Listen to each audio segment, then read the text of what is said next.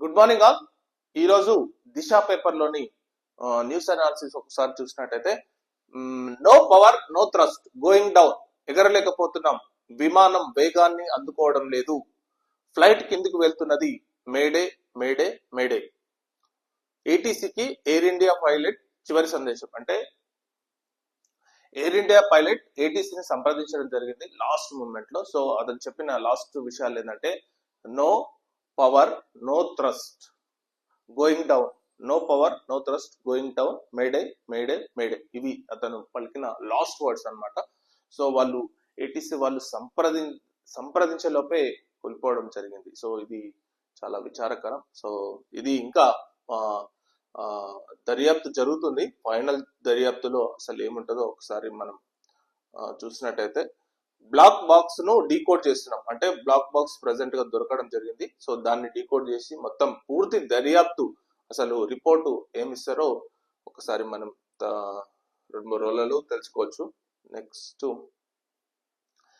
F-35 fighter jet కూల్చివేత, 3 అధునాతన American జెట్లు కూల్చిన Iran. So present గా ఇరాన్, ఇజ్రాయెల్ వీళ్ళిద్దరి 2 దేశాల మధ్య యుద్ధం మాత్రం భీకరంగా మారబోతున్నది. సో ముఖ్యంగా ఇజ్రాయెల్ ఇరాన్ లోని అణుస్థావరాలపై దాడులు చేసడం, సో దానికి రిటాలియేషన్ గా ఇరాన్ ఇజ్రాయెల్ టెల్ అవీవ్ నగరంపై దాడులు చేయడం. సో ముఖ్యంగా ఈ 2 దేశాలు అనేది చాలా స్ట్రాంగ్ కంట్రీస్. మరి చాలా ఉద్రిక్తతలు, పశ్చిమాసియాలో చాలా ఉద్రిక్తతలు నెలకొన్నాయి. ముఖ్యంగా ఈ విషయాలలో ప్రపంచం అంతా ఆందోళనకరంగా ఉంది.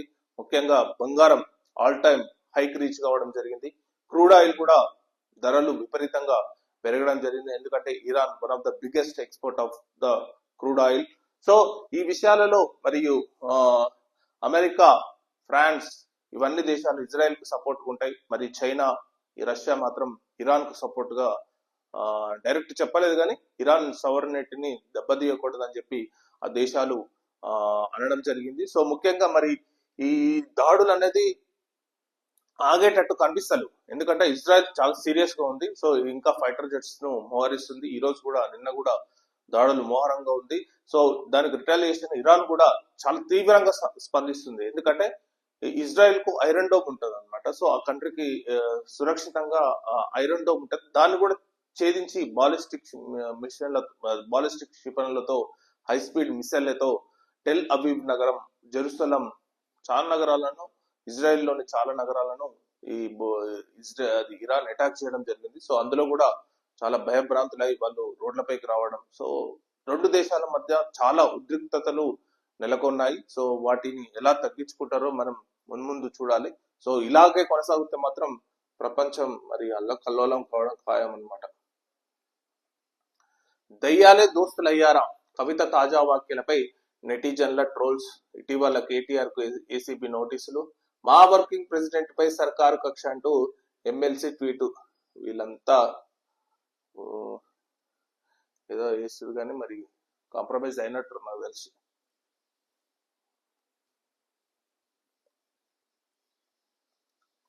ఇరిగేషన్ లో కోవట్లు, కీలక సమాచారం బీఆర్ఎస్ నేతలకు చేరవేత.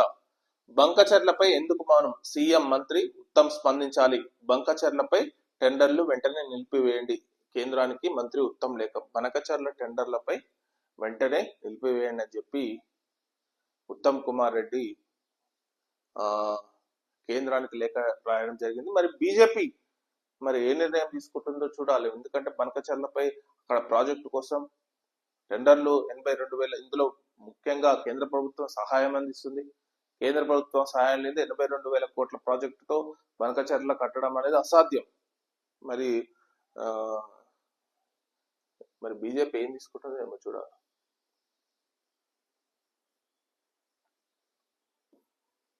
దీనిపై బీజేపీ నేత అయిన ప్రకాష్ రెడ్డిని అడుగుతాం. ప్రకాష్ రెడ్డి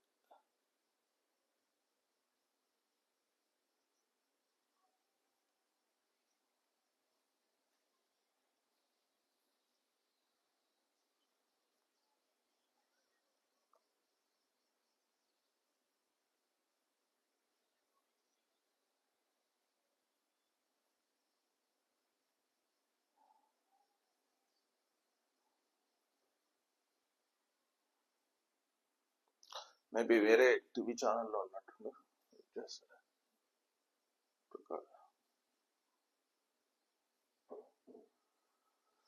నెక్స్ట్, గద్దర్ ఒక విప్లవం, ఆయన స్ఫూర్తితో రాష్ట్రాన్ని సాధించుకున్నాం, సినీ పరిశ్రమకు అన్ని రకాలుగా సహకారం, 2047 నాటికి $3 ట్రిలియన్ ఎకానమీగా తెలంగాణ, అప్పటి వరకు ఏ హోదాలో ఉన్న సినీ పరిశ్రమకు సహకారం, నా సక్సెస్ రేట్ 100%, నేను చెప్పింది ఏది మిస్ కాలేదు, ప్రభుత్వం కఠినంగా ఉన్న ఇండస్ట్రీకి తోడ్పాటు, గత విషయాలు పక్కన పెట్టి కలిసికట్టుగా నడుద్దాం, గద్దర్ సినీ అవార్డుల ప్రధానోత్సవంలో సీఎం రేవంత్ రెడ్డి, తెలంగాణ గడ్డపై హాలీవుడ్, బాలీవుడ్, రాష్ట్ర సినీ పరిశ్రమ దేశంలో గొప్పగా రాణించాలి, సీఎం, గద్దర్ కుటుంబ సభ్యులతో సీఎం రేవంత్. నిన్న గద్దర్ అవార్డుల కార్యక్రమంలో ముఖ్యంగా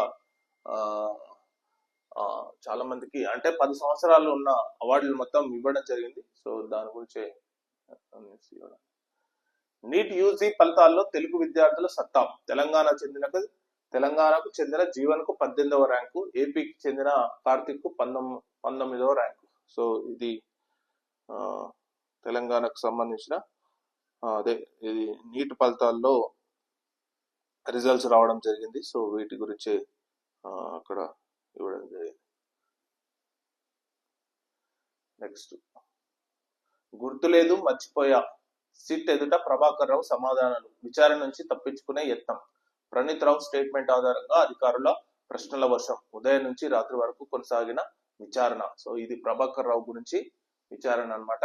కొండా సురేఖకు పదవీ గండం, స్థానిక ఎన్నికల తర్వాత పదవి నుంచి తప్పించే అవకాశం, మెదక్ జిల్లా ఇన్ఛార్జిగా తప్పించడమే ఇందుకు సంకేతమా, మీనాక్షి నటరాజన్ వివరణ అడిగిన కొద్ది రోజులకే పరిణామం, ఇష్టారీతిన మాట్లాడుతున్నారని నలుగురు ఎమ్మెల్యేల ఫిర్యాదు, పార్టీకి ఇబ్బందికరంగా వ్యాఖ్యలు చేస్తున్నారని కంప్లైంట్స్ అన్నమాట. సో దేవాదాయ అటవీ శాఖ మంత్రి కొండా సురేఖను త్వరలో పదవి నుంచి తప్పించనున్నారా, తాజాగా ఆమెను మెదక్ జిల్లా ఇన్ఛార్జి మంత్రిగా బాధ్యతల నుంచి తప్పించడమే దీనికి సంకేతమా అని చెప్పి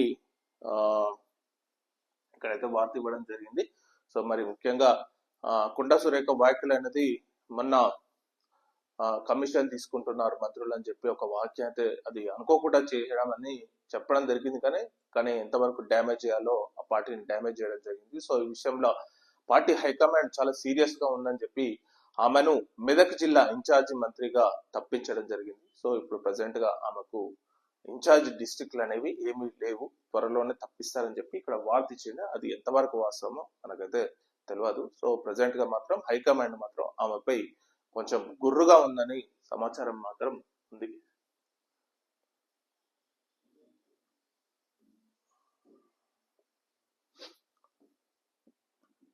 సో మేజర్ గా ఇదండి ఈరోజు news analysis. Thank you very much.